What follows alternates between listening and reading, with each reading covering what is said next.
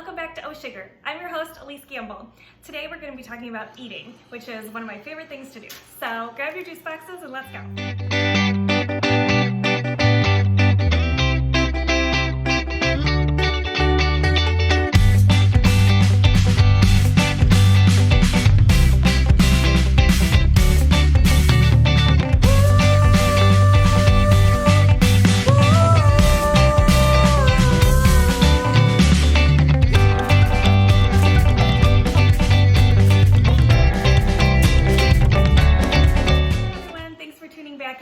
Today we're going to be talking about eating, which is, really exciting. I always look forward to it's almost noon, time to eat.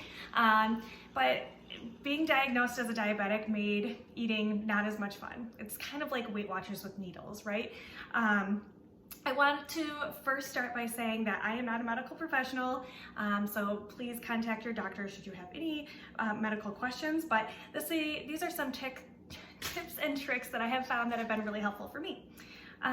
So I would like to just share with you guys what I start out my day with. I will generally eat a piece of bread. I found that the Sara Lee bread is, low carbs. I think it's got 15 grams of carbs in it with some almond butter and then sprinkled with some cinnamon.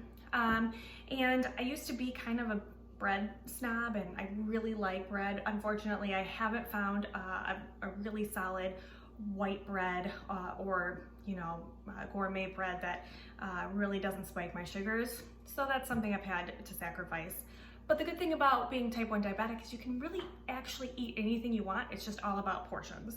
And I don't want to eat this much. I want to eat a whole piece. So, and then for lunch, I usually will have a big salad. I'll usually put either chicken or tuna in it, a ton of veggies, and then sometimes I mix up the lettuces to keep it, spicy. And then for dinner, I'll show you guys a plate that I had last night, actually. You are supposed to be doing this 9-inch plate. I don't think mine's a 9-inch plate. And you want to do that plate method where it's 50% of your plate is vegetables and fiber, and the other 50% is broken up into 2 pieces, which is your carbs and your protein. Your protein should be about the size of a deck of cards. So keep that in mind. That was a lot smaller than I had been eating previously, so that was an adjustment. But we'll either have salmon or chicken, or I am a huge fan of Mexican food. So my husband found these at our local grocery store, the Mission Low Carb Balance. I love these. I can have a whole tortilla and I'm not spiked. So that's been helpful. Previously in my pre-diabetic life, I was also a pastatarian, and that's been really hard not to be able to eat pasta. But I did find a pretty solid alternative, which is called Carb Nada. I ordered these on Amazon. The links are down in the comments below. I taste the texture, the taste, everything tastes just like real pasta. So, hi, sorry about that. Had to go get my fussy butt son. He wants to be held all day. So also with being a pastatarian, another great option that I found is for lasagna substitution is a eggplant parmesan, which is absolutely amazing from Costco, the Michelangelos. And then also these hearts of palm, also from Costco, absolutely delicious as a pasta alternative. Just throw some Alfredo on there or just some olive oil. They're great. But you want to make sure in every meal that you are getting, like we talked about earlier, our fiber, our carbs, our fiber, our carbs, and our protein. And that's also with every meal. We want to make sure we get a little bit of fat and fiber and protein so that it digests a little bit faster. We definitely don't want to be spiking up and then spiking down. So for my snacks, I found these nut bars at Costco, a little bit of chocolate on the bottom, a whole bunch of different types of nuts. Definitely keep me full. I also I have a big sweet tooth, especially when I was pregnant. So these chocolates from Aldi, I think they're called Mosher Roth. I really like the dark chocolate, the 85% or higher, delicious. I usually eat a half a bar in the evening as my sweet treat.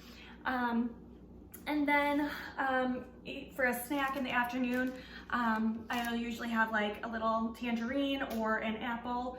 Sometimes I'll put peanut butter with it. I do eat a lot of almond butter and peanut butter. But those are just some of the things that I eat during the day. There's also a really great Facebook group called the All Diabetic Recipes. And it's for all types of diabetics, and they just have all these wonderful recipes, and they share how much it spiked people, because everybody's sugars are going to be different with different foods, but it's nice to have that big group of people there sharing some great new recipes, because it can be pretty boring to eat the same stuff over and over. I would say that the things that you want to really make sure that you're doing are making sure that you find the foods for you that don't raise your sugars.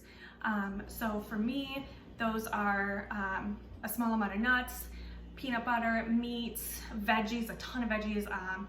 I really like the little hummus pods too. If I have dipped some veggies in there, it's a great snack. Has just a few carbs in it. And then making sure that all my carbs are healthy carbs. I don't want to be eating like a candy bar, because that will spike me up really high and then back down. And then there's always the conversation around alcohol, but we will leave that for a different episode. But yeah, I would just really make sure that when you're eating, you are following all the rules that we talked about in a previous video of making sure that you are being heart healthy, that you are having a good balance of, you know, your proteins versus your fats versus your fibers, and that you are eating regularly. For me, I'm still at the point where I don't have a pump yet, so I am giving myself insulin in the morning before I eat, and then before each meal. And so I have to make sure that I stay within that range of like 80 to 120. So I really do have to watch what I eat.